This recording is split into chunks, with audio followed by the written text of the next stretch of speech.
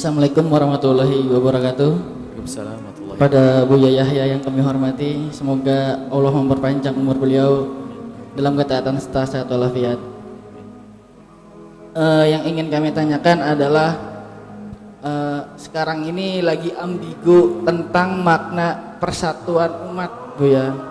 Jadi karena ada sebagian golongan yang suka membidah-bidahkan itu, ternyata dampaknya panjang dan akhirnya sampai suatu waktu akhirnya ustadz-ustadz kita memberikan hujah, dan banyak juga dari kita yang mengerti akhirnya membuat gambar seperti propaganda-propaganda dari ustadz-ustadz kita.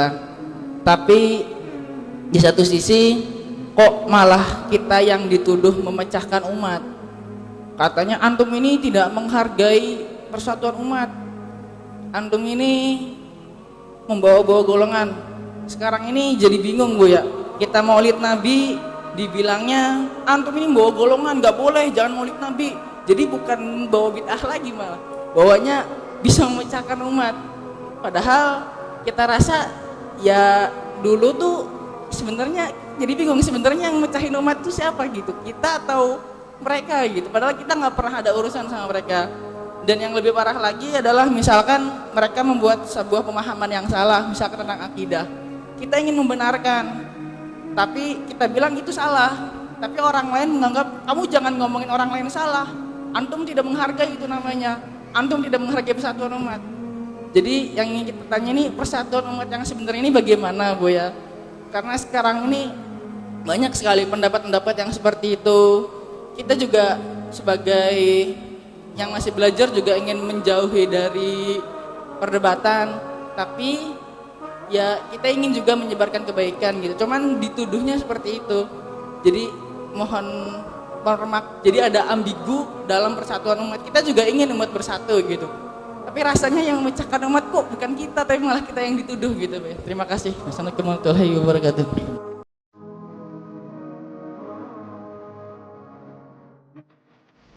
Persatuan itu sederhana.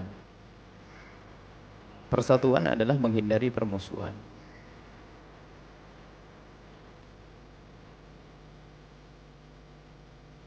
Dan memahami perbedaan tentunya. Sehingga Nabi SAW di antara ketegasan prinsip dan keindahan akhlak. Jadi kita itu harus sesaat berada di dalam prinsip yang tegas. Sisi lain adalah di dalam akhlak yang mulia. Ada orang yang tidak punya prinsip menjadi bencana. Orang yang tidak punya prinsip itu akan membuat musuh. Musuh baru. Ada orang nggak punya prinsip. Mudabdab, munafik. Sesaat di sana, sesaat di sini. Orang harus ada prinsip. Tapi dengan prinsip luas, berinteraksi dengan lain. Ini kebenaran yang harus aku yakini. Tapi di saat harus berurusan dengan orang yang berbeda, ada aturannya. Selama ini contoh saja, tidak urusan dalam Islam sendiri. Kita dalam agama, Islam adalah agama yang paling benar. Tuhan Allah Maha Tunggal. Yang mengatakan Tuhan tidak tunggal adalah kafir, keluar dari iman. Selesai. Ini keyakinan. Tapi setelah itu bagaimana? Apakah boleh saya duduk bareng dengan orang Nasrani? Ya boleh dong. Ini prinsip harus lembut perilaku ajaran Nabi SAW. Kalau tidak punya prinsip nggak boleh, nggak benar, nggak bisa membuat kebaikan. Atau orang dengan prinsip tapi tidak punya akhlak kelembutan, problem. Tidak akan bisa membuat persatuan ini. Orang berpegang dengan prinsip, akan tapi dia tidak punya keluasan. Jadi ada keluasan di dalam berinteraksi dengan orang lain.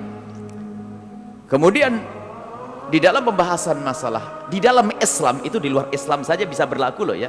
Kita bisa bertaut Indonesia yang biasa dengan Bhinneka Tunggal Ika, beraneka ragam suku bangsa dengan agama yang bermacam-macam. Kita bisa hidup berdampingan dan indah. Karena hidup di negeri kita adalah agama Islam ahli sunnati wal jamaati dengan prinsip Dari dulu, dari nenek kakek moyang, orang Hindu, orang Buddha adalah kafir, orang Kristen kafir. Sama, orang Kristen juga mengatakan orang Islam adalah termasuk masih domba-domba yang sesat. Itu juga dikatakan oleh mereka. Tapi kan no problem ya, ente Nasrani, saya Muslim, selesai. Bertetangga, ayo jual beli, oke. Islam indah karena punya prinsip sekaligus lembut dalam berinteraksi dengan orang lain. Tapi muncul permusuhan karena apa? Diwakili oleh manusia yang tidak lentur, tidak punya prinsip sesaat. Ada sekarang Muslim Islam ngaco menyamakan agama sama. Ya nggak mungkin sama, wong sudah dikatakan tidak sama, dikatakan sama. Ini juga musuh baru lagi nanti jadinya. Tidak punya prinsip, harus ada prinsip. Ini di luar agama saja bisa kita berdampingan dengan indah. Dan Nabi waktu di Madinah, dia ada orang Yahudi, ada orang Nasrani, dia datang kepada Nabi dan minta tolong. Bahkan ada yang dikasih makan setiap hari oleh Nabi SAW, didatangi oleh Nabi. Bahkan ada yang disuapi oleh Nabi. Orang Yahudi disuapi oleh Nabi. Dan wajar, kenapa? Karena dia lemah, tidak bisa melihat, disuapi oleh Rasulullah. Sallallahu alaihi Sayyidina Muhammad. Apakah karena agama? Oh, kafir? Enggak. Tapi prinsip, dia kafir. Tapi kenapa kau kasih makan? Oh, ini babnya lain. Kekafiran. Interaksi baik harus ada. Ini ajaran Nabi SAW. Dengan luar agama pun kita masih bisa. Dan Islam indah. Makanya kalau seorang Muslim mengatakan agama lain kafir, kok disalahkan? Kenapa ente pusing? Ya Ustadz bingung. Wong mereka di saat mengatakan orang Islam masih sesat, belum beriman juga menurut mereka. Kita juga tidak ada masalah, nyantai kok. Maka prinsip harus ada. Kemudian di antara kaum muslimin sendiri pun juga ada prinsip. Di samping itu lihat bagaimana memahami perbedaan pendapat. Nah, di situ ada para ulama membahas tentang masalah namanya khilafiyah. Ada masalah yang tidak boleh berbeda pendapat. Masalah usul akidah. Bukan furu'ul akidah, usul akidah nggak boleh berbeda. Masalah ketuhanan Allah Maha Tunggal, Nabi Muhammad Nabi, dan ini adalah yang tidak boleh berbeda kita dengan mereka. Tapi ada masalah furu'iyah yang mungkin sekali berbeda antara alim dengan alim, ustadz dengan ustadz, mungkin berbeda. Nah, kalau pengen bersatu, sederhana kaidahnya. Kalau keluar dari kaidah ini, maka itulah pemecah belah. Sebelum, tidak usah menunjuk si A si B. Kaidah bersatu adalah memahami masalah khilafiyah sebagai masalah khilafiyah. Selesai. Memahami masalah khilafiyah sebagai masalah khilafiyah baru benar. Tapi kalau ada sebagian orang memahami masalah khilafiyah sebagai masalah usuliyah, problem, bencana dia mengkafirkan temannya nanti lihat. Alhamdulillah kita ini ahli sunnati wal jamaatil asy'ariyati. Dengan 4 madhabnya memahami masalah khilafiyah adalah khilafiyah. Dari dulu Imam Malik berbeda dengan Imam Syafi'i, murid dengan guru, banyak perbedaan. Imam Ahmad berbeda dengan Imam Syafi'i, banyak perbedaan, khilafiyah. Bahkan bertemu ulama dengan ulama, guru murid. Yang satu seorang guru yang bermadhab Imam Abu Hanifah nggak mau kunut, muridnya madhab Syafi'i nyantai, nggak usah kunut. Karena guruku adalah Hanafi, tidak kunut, saya maafkan. Karena guruku kunut, tidak kunut, dia punya ilmu. Sekarang gara-gara kunut teman-teman nih gitu.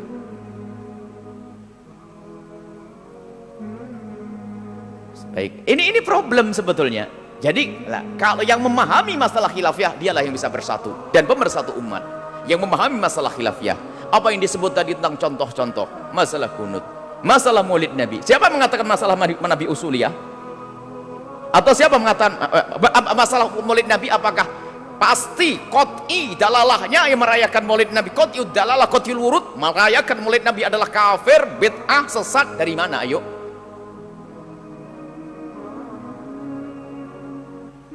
Dan ijtihad siapa itu? Kalau masalah ijtihad bukan nas.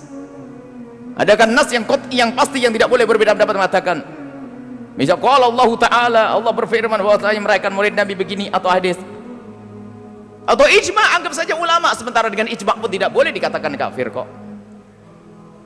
Jadi permasalahannya adalah ada sebagian orang yang tidak ngerti khilafiyah. Urusan tawasul diributkan, urusan ini loh, ini masalah khilafiyah. Kalau dia paham masalah khilafiyah, indah. Dan khilafiyah itu banyak sekali antara Imam Syafi'i dengan Imam Ahmad. Murid dengan guru banyak berbeda pendapat. Banyak berbeda pendapat. Bahkan di dalam mazhab Imam Syafi'i sendiri banyak guru murid berbeda pendapat. Banyak guru dengan murid berbeda pendapat. Hadza qaul syekh kata wa qultu kata. Qala syekh kata qultu kata. Beda. Banyak perbedaan itu, tapi ngerti masalah khilafiyah. Kuat lemahnya sebuah dalil, dan kuatlah sebuah dalil sebabnya macam-macam. Sehingga seorang alim mengatakan dalil ini kuat, yang alim kedua mengatakan tidak kuat. Sehingga mengatakan kuat mengambil dalil, yang mengatakan tidak kuat tidak mengambil. Berbedalah pendapat. Nah ini, makanya yang faham khilafiyah itulah pemersatu yang sesungguhnya. Tapi yang tidak faham khilafiyah, temannya kafir semuanya. Dan kita dikasih buku, ada satu orang berikan pada kami buku. Bukunya 2 tokoh tentang masalah sifat-sifat Allah.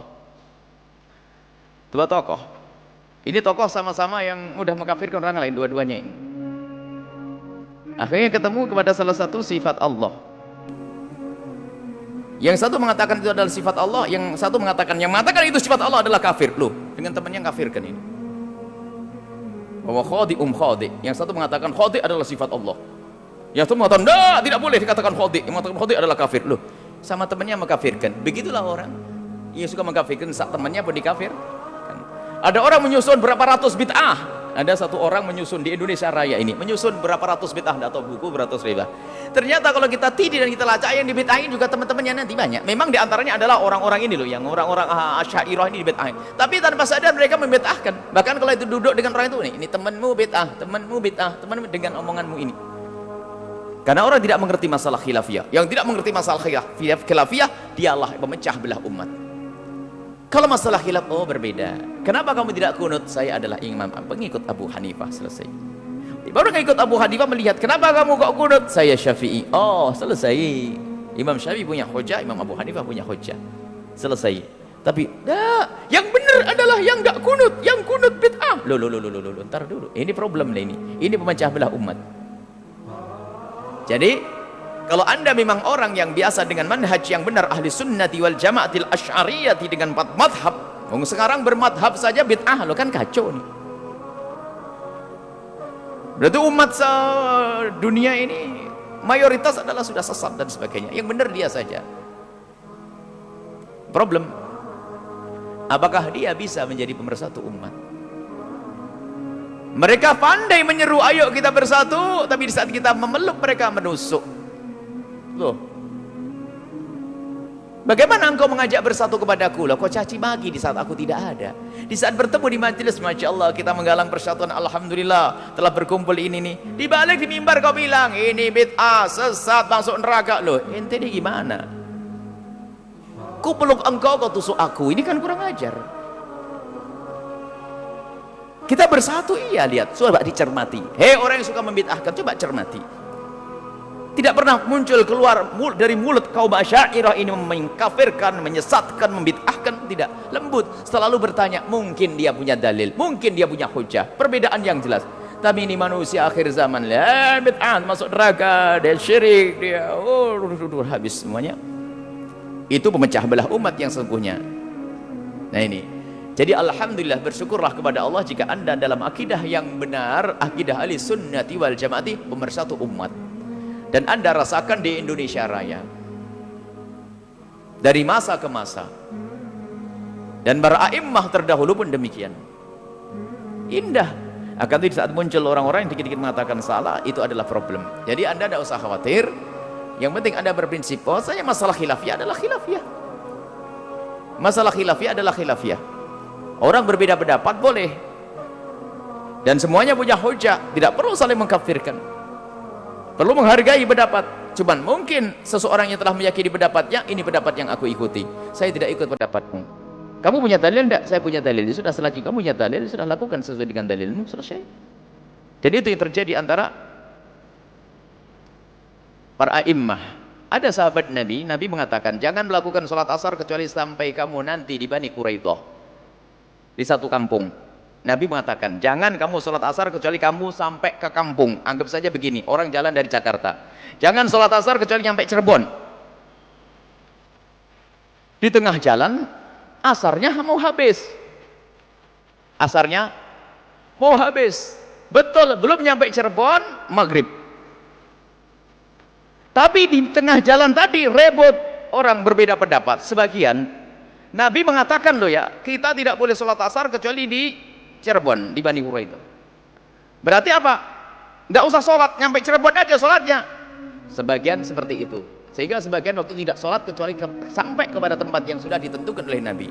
Sebagian lagi memahami beda. Maksudnya bukan gitu. Maksudnya Nabi agar cepat-cepat sebelum maghrib sudah nyampe tempat. Separuh melakukan sholat asar di tengah jalan seolah-olah melanggar Rasulullah. Separuh lagi melakukan sholat kehilangan waktu asar, sholat di tempatnya Rasulullah SAW. Apa Nabi? Nabi menghargai semuanya. Ya inilah contoh kedepannya seperti itu. Contoh yang melakukan sholat memahami teks omongan Nabi, maksudnya agar kamu cepat-cepat biar tidak kemalaman, maka sholat di tengah jalan. Nabi mengatakan, "Sob, kau benar, karena maksudku adalah agar cepat. Kalau ternyata telat ya kamu sholat di situ." Dan Nabi menghargai. Itu adalah contoh pemahaman yang berbeda, tapi Nabi menghargai. Baik, inilah jadi masalah persatuan. Ketahuilah bahwasanya yang bisa mempersatukan umat adalah orang yang bisa memahami perbedaan dan memahami makna khilafiyah tadi. Semoga Allah memberikan kepada kita hati yang saling mencintai karena Allah Subhanahu wa taala. Capek kita dengan permusuhan sana sini, caci maki sana sini.